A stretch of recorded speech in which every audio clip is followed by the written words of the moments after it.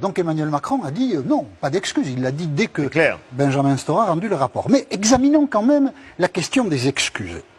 La colonisation algérienne ne ressemble à aucune autre colonisation. Les liens entre la France et l'Algérie, c'était des départements français, font que cette histoire est très singulière et il faut la regarder sous trois angles. La conquête, l'exploitation, puis la guerre. La guerre, on en parle beaucoup, les deux autres un petit peu moins. La conquête. 5 juillet 1830, les troupes françaises entrent à Alger. Pourquoi? Personne ne sait.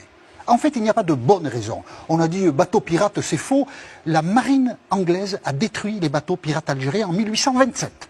Et les bateaux pirates, il en reste 3 à Alger en 1830. Donc, si Charles X décide de la conquête d'Alger, c'est pour des raisons de politique intérieure. Son pouvoir est contesté, les libéraux progressent, il veut faire une opération de prestige.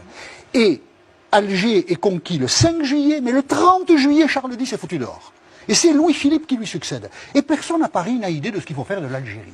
Et à partir de là, les militaires sont plutôt les maîtres de la situation et tout le drame algérien se noue là.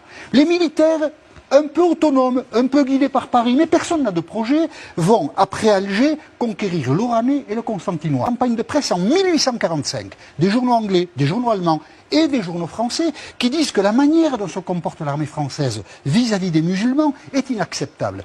La figure de cette barbarie, parce qu'il faut l'appeler comme ça, c'est le maréchal Thomas Bugeaud, qu'on voit là, ici, qui est honoré encore à Paris aujourd'hui. En 1860, Napoléon III a baptisé une avenue Bugeaud. Pourquoi? Parce qu'en 1848, lors de l'élection présidentielle, Bugeaud a soutenu Napoléon III. C'est juste pour ça. Eh bien, encore aujourd'hui, il y a une plaque avenue Bugeaud, et je ne comprends pas que la municipalité parisienne, qui se dit humaniste et tout ce qu'on veut, ne supprime pas cette place Bugeaud, parce que Bugeaud, c'est un assassin. Ça, c'est la conquête. Elle dure 27 ans. Alexis de Tocqueville, dans un rapport sur l'Algérie, où il dit beaucoup de bêtises, Alexis de Tocqueville, il dit ça, qui est quand même très juste. Nous avons rendu la société musulmane plus barbare qu'elle n'était avant de nous connaître. Il y a eu des lanceurs d'alerte en Algérie. La conquête est terminée, l'exploitation commence. La Troisième République vote des lois agraires qui exproprient pour des bouchées de pain les musulmans qui occupent la terre depuis des siècles. Oui. Les musulmans sont chassés. Ils connaîtront des années de famine, les musulmans, sur leur territoire. Et pourquoi? Personne n'est capable de l'expliquer. Mais se constituent des familles coloniales d'origine européenne, française, mais beaucoup d'Espagnols et d'Italiens. L'Algérie française, en fait, est composée d'étrangers. C'est assez cocasse.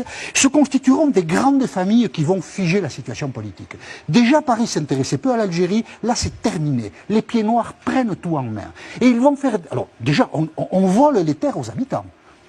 Il faut leur expliquer quand même pourquoi. Personne n'est capable de l'expliquer, on les vole. Elles sont à nous, dégagez, partez. Vous êtes là depuis des siècles, on s'en moque. Ces familles pieds noirs vont organiser la déscolarisation pendant près d'un siècle de tous les jeunes Algériens. On va plonger un peuple dans l'ignorance. On a martyrisé tout un... Nous, Français, hein, nous avons martyrisé un peuple pendant un siècle. Ça, c'est terrible. Puis on pourrait dire beaucoup d'autres choses sur l'exploitation de l'Algérie. Vient la guerre. Moi, j'ai appris quand j'étais jeune que la dictature argentine mettait ses opposants dans des avions et les jetait dans l'océan. Et je trouvais ça inouï, cette barbarie. Eh bien, on a appris après que l'armée française avait procédé de la même façon. Je voudrais vous montrer une photo. Cette photo, c'est le symbole de l'armée américaine qui bombarde au napalm les villages vietnamiens. Eh bien, l'armée française a fait ça en Algérie. Et on ne le sort pas du chapeau. Il y a de très rares témoignages d'aviateurs français qui, des années après, ont raconté cela. Ils le racontent avec... un peu d'étonnement des années après, parce que oui, l'armée française a bombardé au napalm des villages algériens. Germain Chambost témoigne au début des années 90, c'était un aviateur français pendant la guerre d'Algérie. Je me souviens d'une fois où j'ai largué ce qu'on appelait pudiquement des bidons spéciaux. Il était interdit de prononcer à la radio en vol le mot de napalm. Le napalm était interdit. Alors on appelait ça pudiquement des bidons spéciaux. J'ai largué des bidons spéciaux et après avoir largué le bidon dans la vallée qu'on m'avait demandé de bombarder, un avion marqueur avait lancé un fumigène et on m'a dit tu largues tes bidons sur le fumigène. J'ai largué mes bidons sur le fumigène. C'était ça la guerre, pour nous aviateurs. Et puis en dégageant, j'ai vu quelqu'un qui courait, qui avait le feu dans le dos. J'avais brûlé un type. Oui, c'est vrai, on y pensait après, on avait brûlé des types. En dégageant, j'ai vu que j'ai brûlé un type.